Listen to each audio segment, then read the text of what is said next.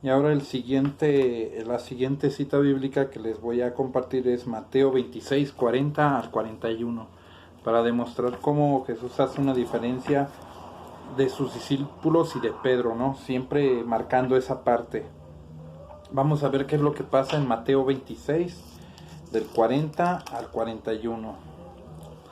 Nos vamos a poner en el contexto. Es cuando Jesús está en el huerto del Getsemaní, haciendo oración al Padre, cuando sudó gotas de sangre.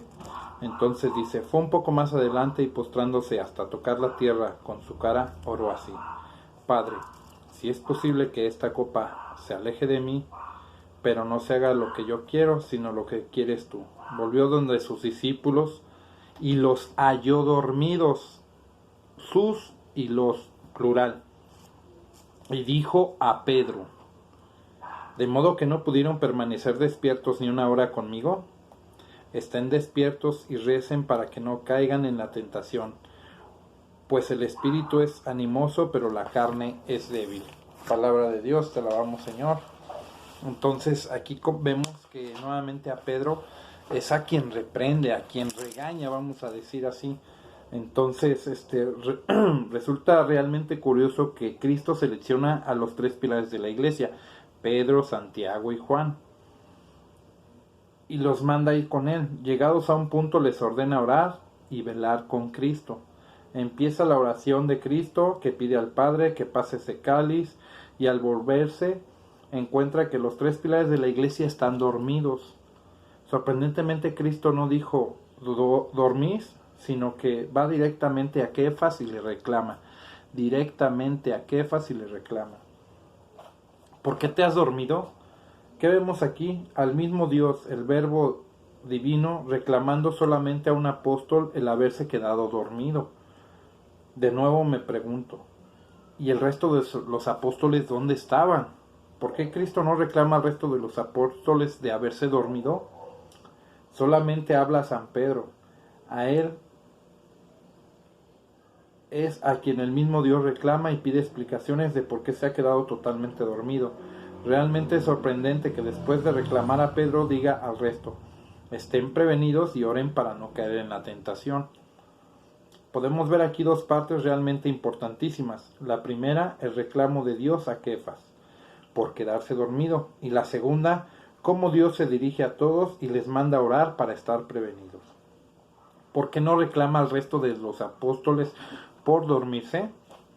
Sencillamente porque el jefe de la iglesia es quien debe dar ejemplo, y en este caso no lo hizo, y como tal, Cristo lo reclamó por ello. Pues Cristo tenía muy claro quién era San Pedro y por qué eso solamente le reclama a Pedro, y por eso solamente le reclama a Pedro el haberse quedado dormido. Aquí vemos esa gran diferencia que hace entre Pedro y los demás discípulos. Resulta increíble cómo teniendo Cristo 12 discípulos y 3 que son los pilares de la iglesia, el único que es mencionado aquí es San Pedro. Es a quien Cristo acudía. Cristo mío sabía que en Pedro podía confiar, que era piedra fundamental, la piedra que dirigía siempre su iglesia. Y es a él quien instantes antes de su pasión acude pensando que podía ayudarle, pero ve la debilidad de Pedro y la del resto de los discípulos, y en vez de reclamarles a todos, solamente reclama a Simón Pedro, por no haber sido capaz de dar ejemplo, pues la función del jefe de la iglesia es la de dar ejemplo al resto.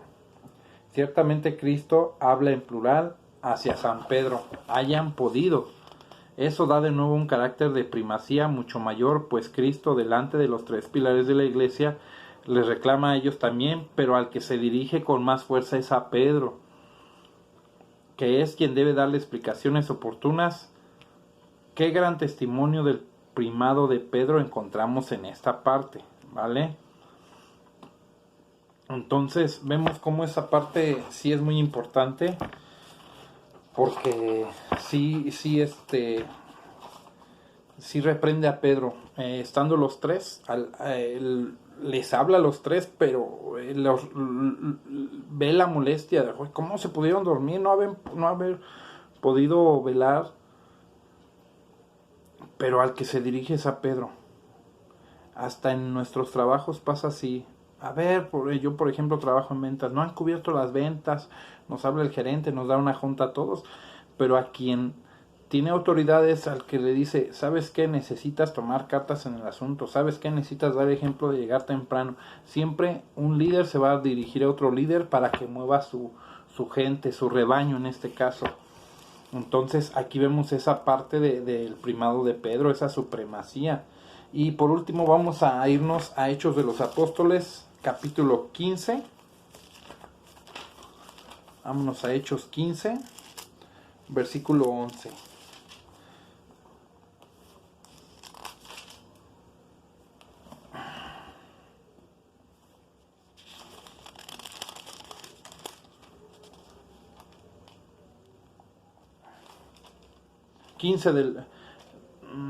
Aquí, bueno, los voy a leer desde el versículo 1 hasta el 11, para vernos cuál era el problema que había.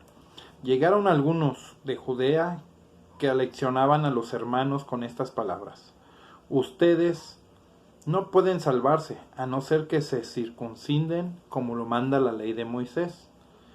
Esto ocasionó bastante perturbación, así como discusiones muy violentas de Pablo y Bernabé con ellos. Al fin se decidió que Pablo y Bernabé, junto con algunos de ellos, subieran a Jerusalén para tratar esta cuestión con los apóstoles y presbiterianos. Vemos aquí de entrada que iban a subir a Jerusalén para tratar con los apóstoles esta cuestión, este problema que ellos traían. No tomaron una decisión ellos, sí, síganlo haciendo, síganse circuncidando, no. Vámonos Pablo y Bernabé, vamos con los apóstoles. Vamos a ver qué nos dice la jerarquía de la iglesia. La iglesia los encaminó y atravesaron Fenicia y Samaria. Al pasar, contaban con todo lujo de detalles la conversión de los paganos, la que produjo gran alegría en todos los hermanos.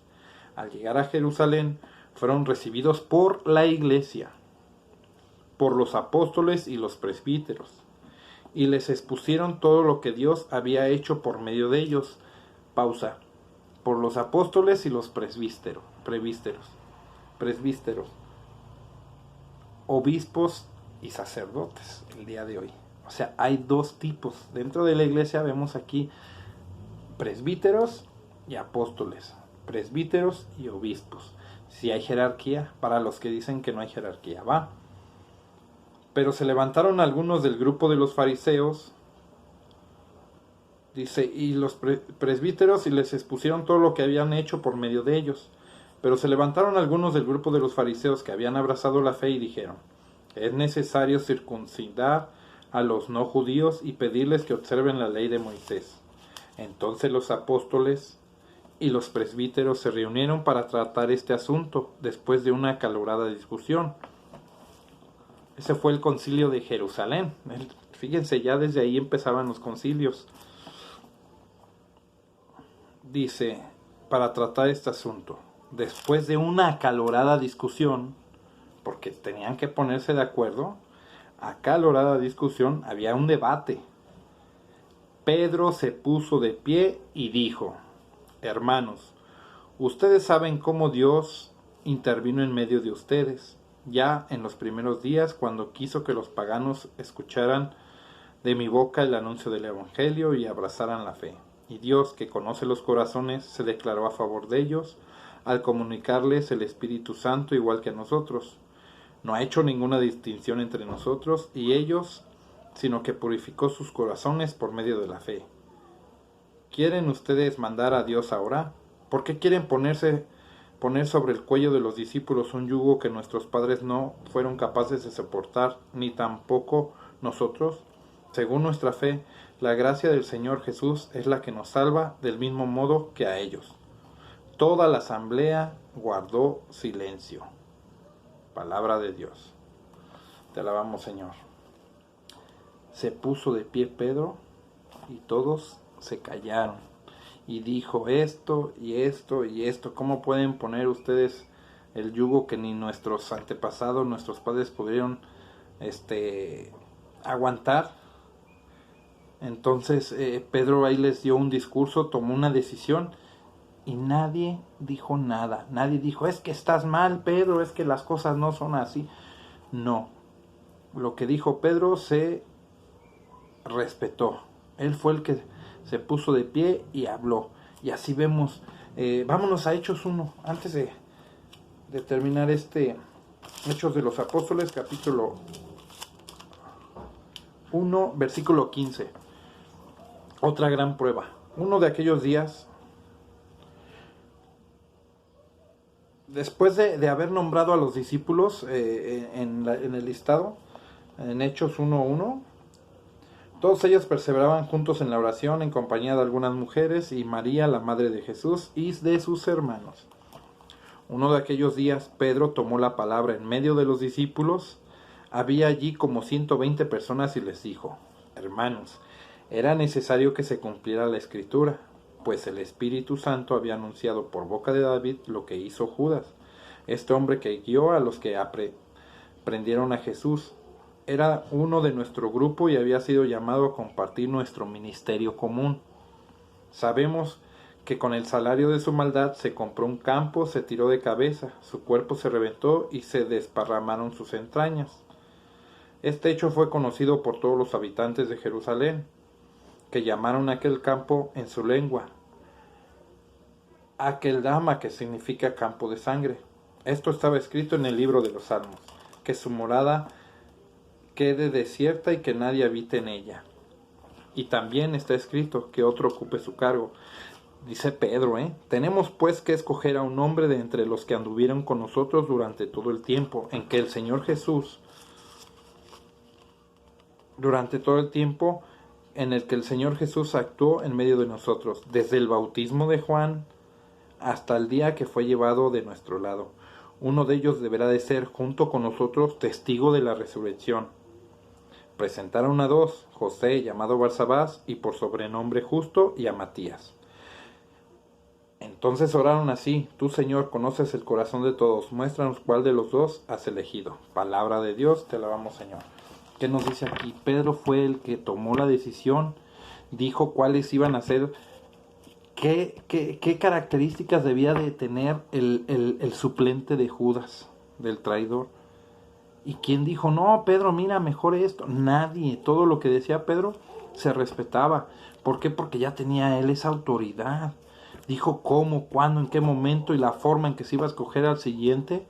Y recordemos todos que cayó Matías, ¿verdad? Matías fue el siguiente discípulo que se escogió. Entonces, Pedro es quien levanta la voz, quien toma la decisión, y los discípulos no dijeron absolutamente nada. Entonces él tomaba las decisiones, Pedro tomaba las decisiones, ¿sale? Entonces esto es muy importante. Bueno, ahora les voy a poner una parte donde muchos de nuestros hermanos que no quieren aceptar a Pedro como el primer papa ponen una objeción que dicen: tú eres Pedro y sobre esta piedra edificaré mi iglesia. ¿Sale? Les voy a leer esta parte porque es mejor que la lea que la explique, porque creo que lo explica muy bien el libro. Entonces, pero veamos, ellos dicen que Pedro hablaba, de que Jesús hablaba de sí mismo como esa piedra, ¿va? Vamos a ver si es cierto. También solemos escuchar en Mateo 16:18, Cristo se refería a él mismo y no a Pedro como la roca sobre la que se edificaría su iglesia. Bueno, esta interpretación, además de ser antibíblica, porque Jesús no se señaló ni dice él se señaló a sí mismo, no, que luego comprobaremos porque también está mal lingüísticamente, pues rompe el orden semántico. Veamos un ejemplo similar. A mí me encantó este ejemplo. Fíjense bien, voy a decir una oración que viene aquí y ustedes darán la respuesta. Es un ejemplo para comparar ese texto bíblico, que tú eres piedra y sobre esta piedra edificaré mi iglesia. Dice aquí, esto es antibíblico y también está mal lingüísticamente, porque ahí va el ejemplo. Yo tengo un carro y un camión y este es azul. Este es el enunciado. Yo tengo un carro y un camión, y este es el azul. Ahora te pregunto, ¿cuál es el azul? Vuelvo a repetir la oración. Yo tengo un carro y un camión, tengo dos cosas. Y este es el azul. Yo tengo un carro y un camión, y este es el azul. ¿Cuál es el azul? La respuesta es clara. Todos vamos a decir que el azul se refiere al camión. A lo último que se mencionó de las dos cosas que están presentes, escogemos que el azul es el camión. Yo tengo un carro y un camión, y este es azul. ¿Cuál es el azul? El camión, porque el sustantivo más cercano al pronombre es este. ¿Sale? Entonces, ¿qué está junto a este? Pues el camión. Así de fácil y sencillo. Ahora trasladémonos a esa cita bíblica. Y sobre esta piedra, como sustantivo pronombre más cerca de Pedro, no es Cristo, pues este es quien habla. Y sobre esta piedra, o sea, está hablando. Vamos a compararlo. El carro es Jesús, el camión es Pedro. Y sobre esta piedra que está hablando Jesús, sobre el segundo personaje es Pedro. Dice, como sustantivo su pronombre más cerca es Pedro. No es cierto, pues, este es quien habla. No es Cristo, pues este es quien habla. Entonces a quien se está dirigiendo es a Pedro, tomando en cuenta esta base lingüística, esta manera de ver las oraciones, de cómo es lo normal. Entonces se está refiriendo al que está más junto a Pedro en este caso, ¿verdad? Entonces tú eres piedra y sobre esta piedra edificaré mi iglesia. Son dos personajes, Pedro, Jesús y Pedro. Entonces dice, tú eres piedra. Entonces, y sobre esta piedra, entonces, ¿a quién se refería? Al personaje más cercano que es Pedro, ¿sale? No Jesús, sino a Pedro. Entonces ahí podemos ver otra parte que se me hace muy, muy padre. Ahora muchos van a decir, es que ¿cómo le va a quitar el puesto Pedro a Jesús? Facilito, ahí la tenemos la respuesta. Dice así: el hecho que un nombre se aplique a Cristo no significa que sea único y exclusivo de Él. El hecho que Cristo sea la piedra angular en nada contradice el hecho que Pedro sea la roca, fundamento sobre la que se estableció la iglesia. Vamos a ver si es cierto bíblicamente. Vamos a buscar Primera de Pedro, capítulo 2. Primera de Pedro, más adelante, Primera de Juan, Hebreos, Primera de Pedro, capítulo 2, versículo 4 y 5.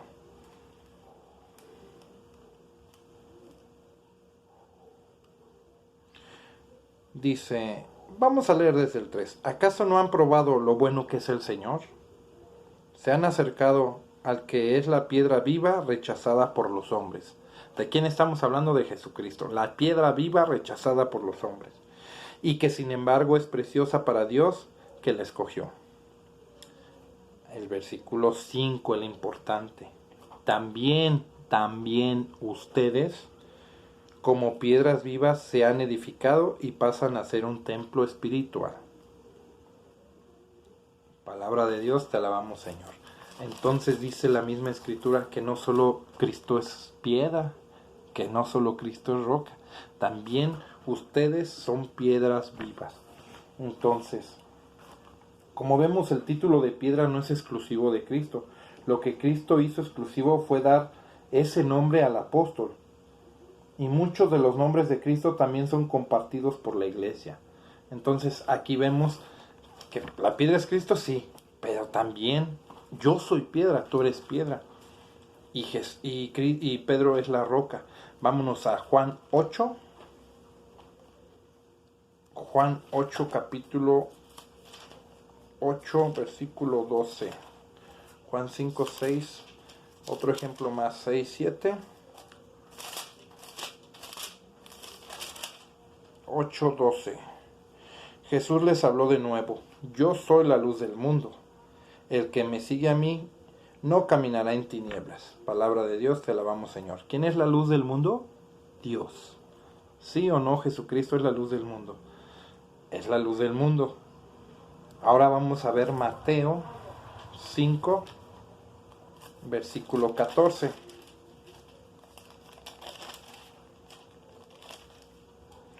Dice así: ustedes son sal de la tierra, pero si la sal se vuelve insípida, ¿cómo podrá ser salada de nuevo? Ya no sirve para nada, por lo que se tira afuera y es pisoteada por la gente. Versículo 14. Ustedes son la luz del mundo. Ah, caray. En Juan 8:12 dice Jesús: yo soy la luz. Y en Mateo 5:14 dice que sois la luz del mundo nosotros. No puede ocultarse una ciudad situada encima de un monte. Entonces vemos aquí, vuelvo a repetir, que el hecho de que un nombre se aplique a Cristo no significa que sea único y exclusivo de Él. El hecho que Cristo sea piedra angular en nada contradice el hecho que sea roca, fundamento sobre la que se estableció la iglesia. ¿Sale? Por ejemplo, Gálatas 2:9 también se me hace importante. Vamos a ver que es que este libro trae mucho, nada más que pues no lo leo todo lo que viene, pues si no se nos alargaría un poquito más. Voy escogiendo los textos más explícitos, los textos que más fácil yo pueda compartirles, porque les digo, no es algo que uno pues se va uno enseñando poco a poco. Dice Santiago 2:9. Santiago, Cefas y Juan, es Gálatas 2:9, perdón. Santiago, Cefas y Juan reconocieron la gracia de Dios que me ha concedido. Estos hombres, que son considerados pilares de la iglesia, nos estrecharon la mano a mí y a Bernabé en señal de comunión. Son pilares o columnas, ¿verdad?, de la iglesia. Pues también son rocas. Entonces podemos ver que todos somos rocas y eso no le quita el título a Cristo, que es lo que a veces estamos pensando. Entonces, hermanos, pues es padre darnos cuenta que realmente Pedro es el primer papa. Pedro es el primer papa y vamos a ver también algunas pruebas, ya me ando adelantando, de lo que pensaban, de lo que decían, de lo que creían los primeros cristianos que hubo en nuestra iglesia católica. ¿Sale? Entonces podemos darnos cuenta aquí realmente que Pedro es el primer papa. Ya lo vimos, lo sustentamos bíblicamente. La cuestión es de que yo como católico lo quiera creer. Lo importante de esto es que no es atacar a ningún hermano, es que tú, católico que estás dentro de tu iglesia, te des cuenta la autoridad que le dejó Cristo a Pedro como primer papa. Esa misma autoridad se ha ido pasando de generación en generación a través de la sucesión apostólica. Respetemos a nuestro Santo Padre, el Papa Francisco. Siempre nos la pasamos criticando, siempre. Yo veo mucho en Face que lo critican y que no es el verdadero papa y hablan pestes de él. Entonces estamos haciendo mucho daño a nuestra iglesia, a nosotros mismos, ¿vale? Dice, pruebas históricas del primado de Pedro. San Cipriano dice así: sobre él Jesús construye la iglesia y a él ordena alimentar las ovejas. Apacienta mis ovejas, apacienta mis corderos. Y aunque él asigna poderes a otros apóstoles, aún así él fundó una sola silla y él estableció por su propia autoridad una fuente y una razón intrínseca para esta unidad. Ciertamente, los otros también fueron lo que Pedro fue, pero a Pedro se le dio una primicia, por lo cual se hace claro que hay solamente una iglesia y una silla. Así también están todos los pastores y el rebaño aparece como uno, alimentando por los apóstoles en acuerdo unánime. Si alguien no mantiene esta unidad de Pedro, ¿se puede imaginar que todavía mantiene la fe? Si abandona la silla de Pedro sobre la cual la iglesia fue construida, ¿se puede sentir confiado de que todavía está en la iglesia? Si yo abandono o dejo de creer que el Papa es el sucesor de Pedro y el vicario de Cristo, ¿me sentiré que realmente pertenezco a la iglesia todavía? Cuando Jesús fundó una iglesia y dio dejó un encargado. Si yo no estoy en comunión con ese pensar, esa doctrina que Jesucristo me dejó, ¿voy a seguir pensando que sigo dentro de la iglesia de Cristo? Al yo renunciar, al contradecir esta enseñanza, contradigo a Cristo, y si contradigo a Cristo no estoy en comunión con Él, ¿va? Por eso de ahí nacen las herejías nacen de los mismos cristianos católicos. Los herejes somos los católicos que no queremos aceptar una fe, un dogma, todo eso, pero ese es otro tema. San Cipriano, carta a Quinta, 71:1.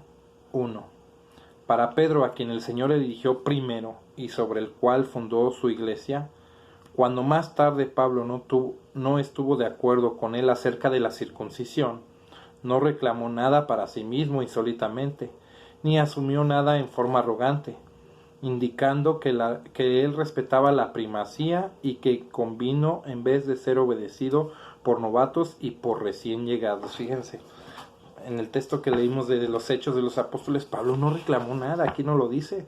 San Cipriano, Eusebio, Historia de la Iglesia, 2:14-6, dice 300 años antes de Cristo, bueno, no sé qué quiere decir esto. En el mismo reino de Claudio, la buena y generosa providencia, la cual mira sobre las cosas llevadas por Pedro el grande y poderoso de los apóstoles, quien por virtud fue el que habló por todos los otros a Roma. Vemos cómo, por ejemplo, aquí dice poderoso, dice el grande y poderoso de los apóstoles, por su virtud fue el que habló por todos los otros a Roma, en el nombre de todos, ¿va? San Jerónimo, carta al Papa San Dámaso. No sigo a ningún líder sino a Cristo, y no me uno en comunión con ninguno sino con lo bendecido, que es la silla de Pedro.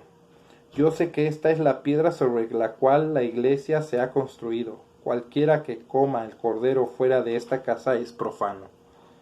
Cualquiera que no esté en el arca de Noé perecerá cuando la inundación prevalezca.